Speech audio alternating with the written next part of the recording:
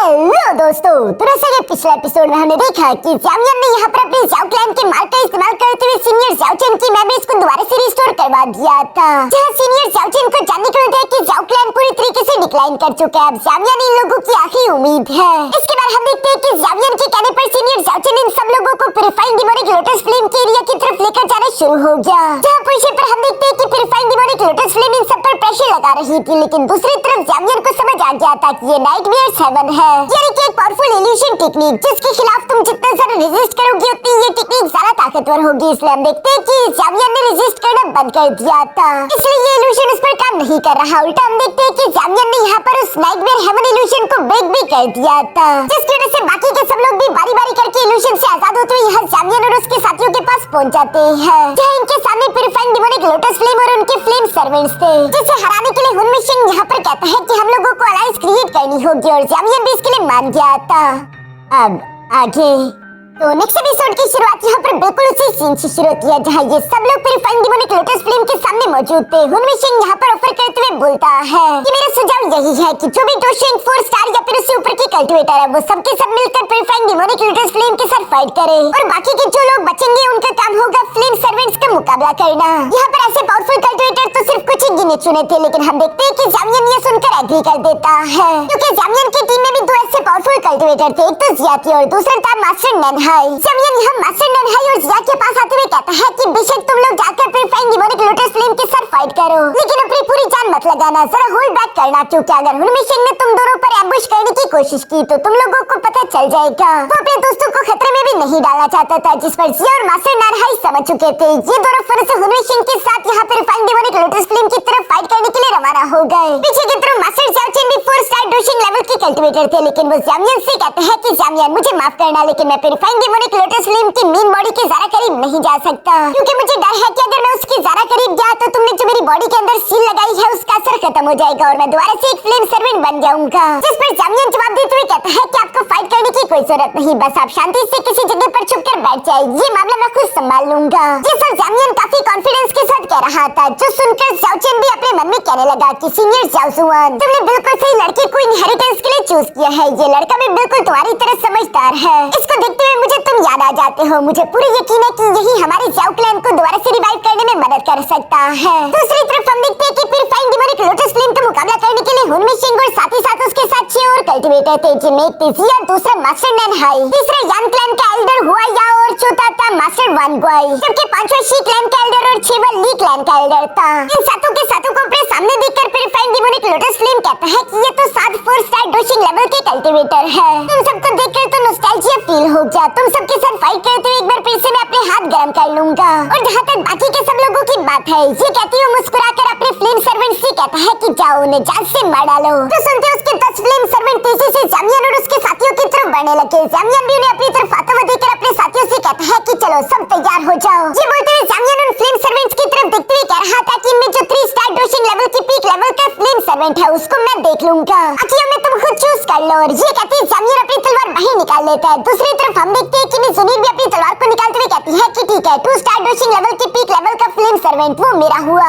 इसी तरह कहते हुए बाकी के लोग भी अपने लिए एक फ्लेम सर्वेंट चूज करना शुरू कर देते हैं। इसी के साथ हम देखते हैं कि ज़ाओलिन तेजी से आगे बढ़ते हुए यहाँ एक फ्लेम सर्वेंट के साथ फाइट करना शुरू कर देता है, जबकि ज़ुनीर भी अकेले एक फ्लेम सर्वेंट के साथ निपट रही थी। हुआ सुआन भी बिल्कुल ऐसे ही करने की कोशिश करता है, लेकिन फ्लेम सर्वेंट तो उसकी बुरी तरीके से धुलाई कर रहा था। सामने की तरफ हुनमी शिंग भी बाकी के 6 एल्डर्स के साथ प्यूरिफाइंग डिमोनिक लोटस फ्लेम के सामने खड़ा था, जहाँ पर वो अपनी पावर अनलीश करते हुए कहता है कि चलो भी अब अच्छे बच्चे की तरह हार मान लो, वरना तुम जानते हो कि तुम्हारे साथ क्या होगा। ये सुनकर बाकी के 6 एल्डर्स भी अपनी पावर अनलीश करना शुरू हो गए। इन सबको अपने सामने पावर अनलीश करते हुए देखकर प्यूरिफाइंग डिमोनिक लोटस फ्लेम मुस्कुराते हुए कहता है कि क्या कहा, हार मान लो? लगता है कि तुम भूल गए कि मैं हेवन एंड अर्थ से पैदा हुआ था। तुम लोगों में इतनी सारा ताकत नहीं कि तुम सब मुझे अपने सामने झुका सको। तो मुझे झुकाने के ख्वाब तो छोड़ दो, उल्टा मैं तुम लोगों के साथ यहाँ पर खेलने वाला हूँ। ये बोलते हुए प्यूरिफाइंग डिमोनिक लोटस फ्लेम ने आसपास की चट्टानों को तोड़ते हुए अपनी फ्लेम में कवर करके तेजी के साथ यहाँ उन 7 के 7 एल्डर्स पर हमला कर दिया।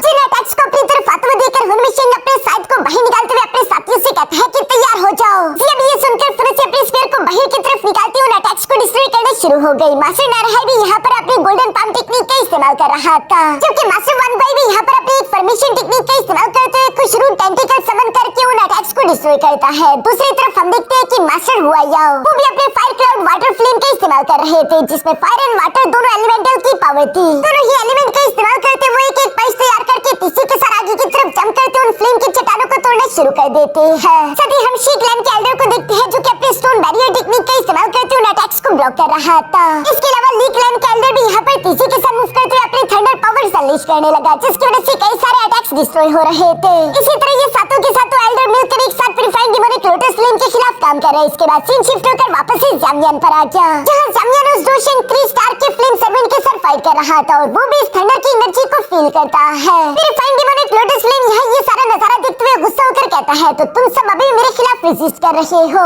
तुम्हारी हिम्मत की तो दाद देनी होगी। और ये कहते वो वहाँ पर फिर से एक स्टोन स्टैचू पपेट समन करना शुरू हो गया, जो स्टोन स्टैचू पपेट दिखने में काफी जरा खतरनाक दिखाई दे रहा था और उसे purifying demonic lotus flame control कर रही है। इस स्टोन स्टैचू को देखकर तो हुन मिशन भी सरप्राइज हो गया था। हम देखते हैं कि वो स्टोन स्टैचू एक पावरफुल पंच के साथ हुन मिशन पर हमला कर चुका। पीछे की तरफ से हुआ याओ भी यहाँ पर उस स्टोन स्टैचू पर हमला करने की कोशिश करता है, लेकिन कोई फायदा नहीं हुआ क्योंकि वो स्टोन स्टैचू एक ही हिट के साथ मास्टर हुआ याओ को पीछे की तरफ धकेल देता है। इवन के बाकी के एल्डर्स की भी कोई टेक्निक काम नहीं आ रही थी। ये स्टोन स्टैचू कुछ जरा ही ताकतवर था जो कि अपने प्रेशर से इन सबके सब एल्डर्स को पीछे की तरफ धकेल चुका। इसलिए हुन मिशन कहता है कि हम सबको मिलकर काम करना होगा। सबसे पहले हम देखते हैं कि हुन मिशन यहाँ पर अपनी सोल चेन टेक्निक का इस्तेमाल करते हुए फिर से उस स्टोन स्टैचू को एक जगह पर जकड़ने की कोशिश करता है, जहाँ वन गाई ने भी उसकी मदद करने के लिए फिर से अपने फॉर्मेशन को एक्टिवेट करके टेंटिकल्स से उस पर हमला करवाना शुरू कर दिया, जिससे उस स्टोन स्टैचू को तकलीफ हो रही थी और वो गुस्से से जोरों के साथ दौड़ रहा था। इसके बाद बारी आती है मास्टर नानहाई की, जो अपने 2 गोल्डन पाम फॉर्मेशन सील्स तैयार करके उस स्टोन स्टैचू पर हमला करना चाहता था। दूसरी तरफ हम देखते हैं कि तब तक ये स्टोन स्टैचू खुद को उन टेंटिकल्स और सोल चेन से आजाद कर देता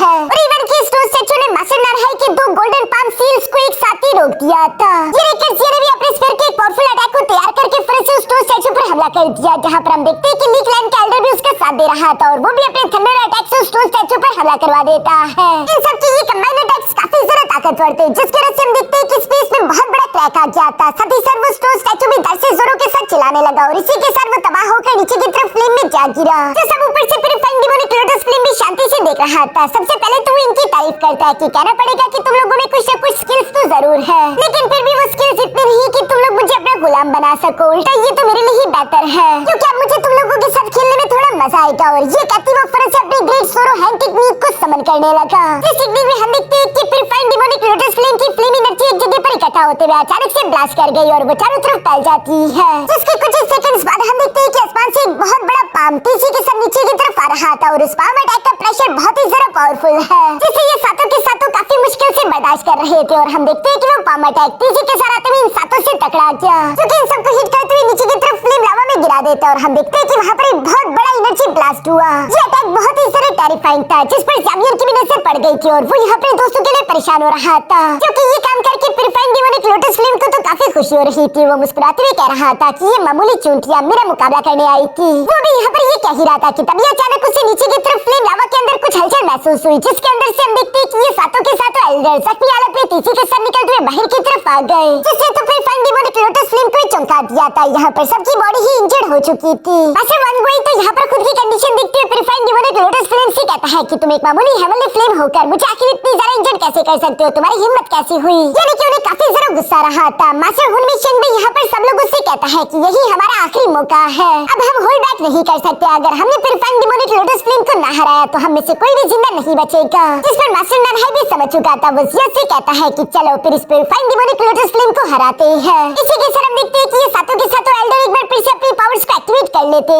हैं, जो देखकर सामने की तरफ मुझे प्यूरिफाइंग डिमोनिक लोटस फ्लेम भी कहता है, तो क्या तुम अभी भी लड़ना चाहते हो? चलो अच्छा ही है, मेरे फ्लेम सर्वेंट्स की कलेक्शन थोड़ी और बढ़ जाएगी। ये बोलती प्यूरिफाइंग डिमोनिक लोटस फ्लेम ने फिर से अपने फ्लेम स्फीयर को बाहर की तरफ समन कर लिया। जिस स्फीयर को उठाकर वो यहाँ पर इवर्स की तरफ मुस्कुराते हुए कह रहा था कि चलो अब सीरियस होने का समय आ गया। दूसरी तरफ हम देखते हैं कि ज़ामियन की फाइट उस 3 स्टार डोशन की फ्लेम सर्वेंट के साथ हो रही थी, जहाँ पर हम देखते हैं कि ज़ामियन ने अपने हेवी रूलर का इस्तेमाल करते उस पर हमला कर दिया था, जहाँ ज़ामियन के हेवी रूलर तेजी के साथ घूमते उस फ्लेम सर्वेंट को हर एक तरफ से घेर लेता है। ये देखकर फ्लेम सर्वेंट ने भी अपनी बॉडी के आसपास एक प्रोटेक्टिव बैरियर क्रिएट कर लिया था। फिर ज़ामियन उस बैरियर को ज्यादा देर टिकने नहीं देता, बल्कि वो अपनी मुट्ठी बंद करके उस बैरियर को कोलैप्स करवा देता है, जिस वजह से फ्लेम सर्वेंट तो तेजी से नीचे की तरफ फ्लेम लावा में जा गिरा। ज़ामियन को लग रहा था कि शायद फ्लेम सर्वेंट हार चुका है, मगर अगले ही लम्हे हम देखते हैं कि वो फ्लेम सर्वेंट तेजी के साथ फ्लेम लावा से बाहर की तरफ निकल आया। इवन कि उसने फ्लेम लावा की एक बड़ी सी लहर भी ज़ामियन की तरफ फेंक दी थी। इस फ्लेम लावा की लहर को अपनी तरफ आता हुआ देखकर ज़ामियन अपनी हेवनली फ्लेम को हेवी रूलर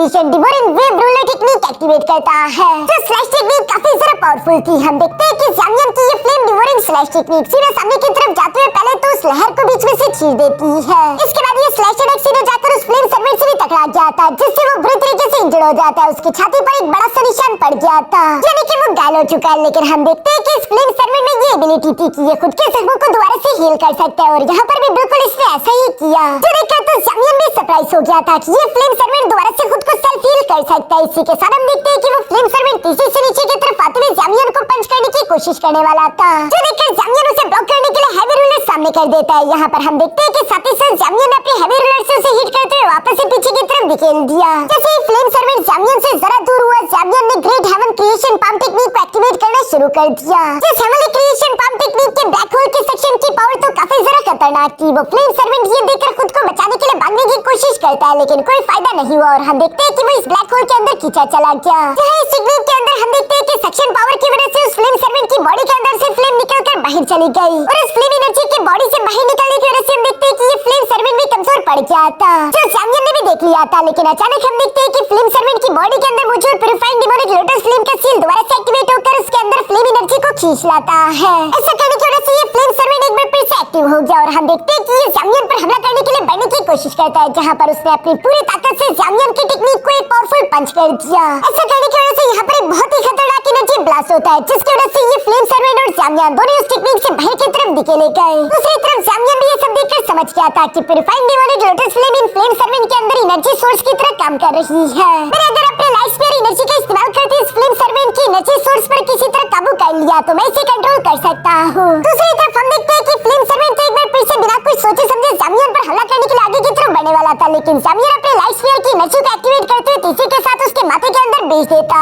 है, जो कि फ्लेम सर्वेंट की बॉडी के अंदर इंटर करते ही फिर से उसकी बॉडी के अंदर मौजूद एनर्जी सोर्स को चारों तरफ से कवर करने लगी, जिस वजह से वो एनर्जी सोर्स पे ज़ामियन के खिलाफ रेसिस्ट कर रहा था। ज़ामियन को उसे कंट्रोल करने में काफी मुश्किल आ रही थी, मगर साथ ही साथ हम देखते हैं कि वो अपने डोशिंग रिंग को भी एक्टिवेट करके फ्लेम सर्वेंट को जकड़ना शुरू कर देता है, और कुछ देर किसी तरह कोशिशों के बाद आखिरकार हम देखते हैं कि ज़ामियन इसमें कामयाब हो गया। वो उस फ्लेम सर्वेंट पर काबू पा लेता है, जो देखकर तो प्यूरिफाइंग डिमोनिक लोटस फ्लेम भी शॉक हो गया था। वो ज़ामियन की तरफ देखते हुए कहता है कि आखिर ऐसा कैसे हो सकता है, ये लड़का मेरे फ्लेम सर्वेंट्स को कंट्रोल कैसे कर सकता है। प्यूरिफाइंग डिमोनिक लोटस फ्लेम को ये देखकर काफी गुस्सा रहा था। दूसरी तरफ हम देखते हैं कि ज़ामियन ने भी उस फ्लेम सर्वेंट को कंट्रोल करने के बाद उसको अपने पास रख लिया, जो करके ज़ामियन भी काफी खुश हो गया था। वो अपने मन में कहता है कि अगर इसी तरह मैंने बाकी के भी फ्लेम सर्वेंट्स को कंट्रोल कर लिया तो इस तरह से हमारी ताकत बढ़ जाएगी। मगर साथ ही साथ ज़ामियन ये भी जानता रहा कि मैं इसमें सिर्फ इसी वजह से कामयाब हो पाया क्योंकि purifying demonic lotus flame 7 elders के साथ बिजी है। अगर वो एक बार आजाद हो गया तो वो आसानी के साथ इन फ्लेम सर्वेंट की बॉडी के अंदर लगाए हुए मेरे सील को ब्रेक कर सकता है, जिसकी वजह से ये सारे के सारे फ्लेम सर्वेंट्स दोबारा से आजाद हो जाएंगे। मैं इन पर अपना कंट्रोल खो दूंगा। ज़ामियन अभी यहाँ ये सब सोच रहा था कि तभी अचानक उसे साइड से कुछ धमाकों की आवाज सुनाई दी। ये धमाके असल में हुआ जुआन और एक फ्लेम सर्वेंट की फाइट की वजह से हो रहे थे, जहाँ पर हम देखते हैं कि हुआ जुआन भी गुस्सा होते हुए फिर से अपनी एक वेस्टलैंड डिस्ट्रक्टिव हेवनली फ्लेम की पावर एक्टिवेट कर लेता है, जिसकी खतरनाक फ्लेम पावर एक्टिवेट करके यहाँ हुआ जुआन ने एक जोरदार पंच के साथ फ्लेम सर्वेंट पर हमला कर दिया था। दूसरी तरफ हम हाल ऑफ सोल के डिप्टी लीडर को भी देखते हैं, जहाँ पर हम देखते हैं कि उसने अपने सोल चेंज का इस्तेमाल करते हुए एक फ्लेम सर्वेंट को जकड़ लिया था। इसके बाद हुनफेंग की बारी आई, जहाँ पर हम देखते हैं कि हुनफेंग तो इन सब में से ज्यादा बेहतर परफॉर्म कर रहा था। उसके पास शायद कोई स्पेशल टेक्निक थी, जिसका इस्तेमाल करते हुए हुनफेंग यहाँ पर उस फ्लेम सर्वेंट के अंदर मौजूद हेवनली फ्लेम को डिवोर्स करके निकल जाता है। ये देखकर तो ज़ामियन भी सरप्राइज रह गया था, उसे अपनी आंखों पर यकीन नहीं आ रहा कि आखिर हुनफेंग ने ये किया कैसे। उस फ्लेम सर्वेंट के अंदर मौजूद हेवनली फ्लेम को उसने पूरी तरीके से डिवोर्स कर लिया, जिसकी वजह से तो ये फ्लेम सर्वेंट किसी काम का नहीं बचा था। वो उसे सर से पकड़ते हुए पीछे की तरफ उठाकर फेंक देता है। साथ ही साथ वो ज़ामियन की तरफ देखते हुए मुस्कुरा रहा था। ज़ामियन ये देखकर अपने मन में कह रहा था कि इस आदमी ने इतना बड़ा रिस्क लिया, इस तरह की डिस्ट्रक्टिव एनर्जी को डिवोर्स कर लिया। यकीनन इस आदमी के पास जरूर कोई न कोई स्पेशल मेथड है। इसी के साथ ज़ामियन की नजर वापस से प्यूरिफाइंग डिमोनिक लोटस फ्लेम पर आ गई, जहाँ पर हम देखते हैं कि हुनमिशिंग ने अपने स्पेयर का इस्तेमाल करते हुए प्यूरिफाइंग डिमोनिक लोटस फ्लेम को हिट कर दिया था। तभी शीक्लैंड का एल्डर भी तीसरे के साथ नीचे की तरफ आते हुए यहाँ से एक जोरदार पंच कर देता है। प्यूरिफाइंग डिमोनिक लोटस फ्लेम ने भी उस पंच को खाकर नीचे की तरफ आते हुए खुद को संभाला ही था कि तभी अचानक जिया ने भी यहाँ पर अपने गोल्डन ड्रैगन टेक्निक का इस्तेमाल करके उस पर हमला कर दिया। इस अटैक से टकराकर प्यूरिफाइंग डिमोनिक लोटस फ्लेम दोबारा नीचे की तरफ गिरने लगती है, जहाँ पर हम देखते हैं कि मास्टर हुआ याओ पहले से ही तैयार थे। वो अपने फायर क्लाउड वाटर फ्लेम के दोनों हाथों का इस्तेमाल करते हुए purifying demonic demonic lotus flame को जकड़ लेता है, जिसके साथ देने के लिए मास्टर वान गुआई ने भी अपने टेंटिकल फॉर्मेशन को एक्टिवेट कर लिया था और ये दोनों उसे जकड़ कर रखे हुए थे। जबकि दूसरी तरफ हम देखते हैं कि मास्टर नारहाई अपने 4 गोल्डन पाम सील्स को एक्टिवेट करके एक साथ प्यूरिफाइंग डिमोनिक लोटस फ्लेम पर हमला कर देता है। इन सब की टेक्निक सीधे आकर प्यूरिफाइंग डिमोनिक लोटस फ्लेम से टकरा रही थी और वो गुस्से के साथ चिल्लाते हुए अपनी एनर्जी एक्टिवेट करके ये सारे के सारे टेक्निक्स डिस्ट्रॉय कर देता है, जिससे वो भी आजाद हुआ ही था कि तभी अचानक शी क्लैन का एल्डर तीसरी से सामने की तरफ आते हुए यहाँ पर अपने स्टोन टेक्निक का इस्तेमाल करते हुए कुछ स्टोन स्पाइक्स से यहाँ पर प्यूरिफाइंग डिमोनिक लोटस फ्लेम पर हमला करता है, जिसे डॉज करते हुए जब वो पीछे की तरफ हटने लगा वो देखता है कि उसके पैर भी जकड़े जा चुके थे, क्योंकि ली क्लैन का एल्डर भी ऊपर की तरफ अपने थंडर अटैक को लेकर तैयार खड़ा था, जो कि फौरन से प्यूरिफाइंग डिमोनिक लोटस फ्लेम पर हमला कर देता है और उसे जोर से बिजली के झटके लगने लगे। अभी ये देखकर फाइनल अटैक करने के लिए अपने स्पेयर को लेकर तीसरी के साथ प्यूरिफाइंग डिमोनिक लोटस फ्लेम की गर्दन पर हमला करने वाली थी, लेकिन इससे पहले कि उसका स्पेयर यहाँ प्यूरिफाइंग डिमोनिक लोटस फ्लेम के करीब जा पाता, तभी अचानक प्यूरिफाइंग डिमोनिक लोटस फ्लेम अपनी ट्रू पावर अनलीश करता है, जो काफी ज्यादा टेरिफाइंग थी। इसकी वजह से हम देखते हैं कि वहाँ पर एक बहुत ही सारा खतरनाक ब्लास्ट हुआ, जिस खतरनाक फ्लेम ब्लास्ट के कारण ये सब लोग पीछे की तरफ धकेले गए। प्यूरिफाइंग डिमोनिक लोटस फ्लेम हंसते हुए कह रहा था कि तुम लोग वाकई में कमाल के हो, तुम लोगों के साथ खेलते हुए मजा आया, लेकिन मुझे गुलाम बनाने की ख्वाहिश को छोड़ दो। वैसे भी पिछले हजारों साल से यहाँ पर कैद रहकर अब मैं तंग आ चुका हूँ, अब चाहे जो मर्जी हो जाए मैं किसी भी कीमत में दोबारा किसी का गुलाम नहीं बनूंगा, तुम सब लोग यहाँ पर मरने वाले हो। ये सब बोलते हुए प्यूरिफाइंग डिमोनिक लोटस फ्लेम, जो कि पहले मजाक मजाक में लड़ रहा था, अब वो सीरियस होने वाला है और हम देखते हैं कि उसने अपने फ्लेम सर्वेंट्स को सेल्फ डिस्ट्रक्ट करवाने का ऑर्डर दे दिया था, जिसकी वजह से उन फ्लेम सर्वेंट्स की बॉडी के अंदर क्रैक्स पड़ने लगे और वो तेजी के साथ मूव करते हुए इन सातों एल्डर्स की तरफ आने लगते हैं। ये देखकर जामियन समझ गया था कि ये फ्लेम सर्वेंट्स खुद को सेल्फ डिस्ट्रक्ट करने वाले हैं, जिसके बारे में जामियन उन 7 एल्डर्स को एक फौरन से आवाज देकर बता देते हैं और साथ ही साथ ये सब लोग फौरन से सेफ जोन की तरफ जाने लगे, क्योंकि ये सारे के सारे फ्लेम सर्वेंट डोशन लेवल के कल्टिवेटर थे। उनके सेल्फ डिस्ट्रक्ट करने की वजह से वहाँ पर काफी खतरनाक तबाही होने वाली थी, क्योंकि इन 7 एल्डर्स के पास तो ज्यादा समय नहीं था, इसलिए अपनी बॉडी के आसपास प्रोटेक्टिव बैरियर्स क्रिएट कर लेते हैं। सेल्फ डिस्ट्रक्ट की वजह से वहाँ पर काफी खतरनाक एनर्जी ब्लास्ट हुए, जिन्हें जामियन की वजह से ये सब लोग सर्वाइव कर लेते हैं, लेकिन यहाँ इतने सारे फ्लेम सर्वेंट्स को एक साथ सेल्फ डिस्ट्रक्ट करने की वजह से प्यूरिफाइंग डिमोनिक लोटस फ्लेम भी थोड़ा बहुत कमजोर हो चुका था। वो जोर से इवल्स की तरह हंसते हुए अचानक से खून की उल्टियां करने लगता है, जो देखकर हुनमिशिन भी समझ आता है कि प्यूरिफाइंग डिमोनिक लोटस फ्लेम कमजोर हो चुका है। यही मौका है हेमनली नेट फायर रिफाइनिंग फॉर्मेशन को एक्टिवेट करने का, ताकि हम उसे रिफाइन करके एसेंस में बदल सके। जो बोलते हुए हुनमिशिन ने फिर से अपनी सोल चेंज को एक्टिवेट करते हुए यहाँ पर हवा के अंदर एक रिफाइनिंग फॉर्मेशन एक्टिवेट कर दी थी, जिसका pressure purifying demonic lotus flame पर पड़ने लगा, पर ये काफी नहीं था, इसलिए हुनमिशिन बाकी के एल्डर से भी कहने लगा कि मुझे तुम लोगों की मदद चाहिए, अपनी एनर्जी मेरे साथ शेयर करो, क्योंकि सिर्फ यही मौका है प्यूरिफाइंग डिमोनिक लोटस फ्लेम को सील करने का। तो सुनकर वो 6 के 6 एल्डर्स यहाँ गहरी सोच में पड़ गए थे कि आखिर हम क्या करें। हुनमिशिन उन्हें आवाज देते हुए कहता है कि आखिर तुम लोग किस चीज का इंतजार कर रहे हो, अगर जिंदा रहना है तो मेरी मदद करो, जो बात सही भी थी। इसलिए हम देखते हैं कि बाकी के 6 एल्डर भी तीसरे के साथ ऊपर की तरफ आते हुए यहाँ हुनमिशिन की फॉर्मेशन के अंदर अपनी एनर्जी को ट्रांसफर करने लगे, जिसकी वजह से हुनमिशिन की वो रिफाइनिंग फॉर्मेशन और भी ज्यादा ताकतवर हो गई और उसका खतरनाक प्रेशर लगातार यहाँ प्यूरिफाइंग डिमोनिक लोटस फ्लेम पर पड़ रहा था, जिससे उसे काफी ज्यादा तकलीफ हो रही थी। हुनमिशिन ये देखते हुए प्यूरिफाइंग डिमोनिक लोटस फ्लेम से कहता है कि अब तुम यहाँ से बचकर नहीं जा सकते, तुम्हारा आखिरी समय आ चुका। दूर से जामियन और मिसुनीर भी ये देख रही थी, जहाँ मिसुनीर जामियन को बताती है कि ये हेमनली नेट डीमन सीलिंग फॉर्मेशन है, जिसके बारे में मिसुनीर ने सुना था कि ये फॉर्मेशन काफी ज्यादा खतरनाक है, इसी वजह से तो प्यूरिफाइंग डिमोनिक लोटस फ्लेम को इस फॉर्मेशन के अंदर रहते हुए काफी तकलीफ हो रही थी। मिसुनीर और जामियन भी दूर से ये देख रहे थे। जामियन वैसे भी एक मौके की तलाश में था, जहाँ वो प्यूरिफाइंग डिमोनिक लोटस फ्लेम को छीन कर खुद के लिए हासिल कर सके, और यहाँ इसी जबरदस्त सीन के साथ हमारा ये एपिसोड यहीं पर खत्म हो जाता है।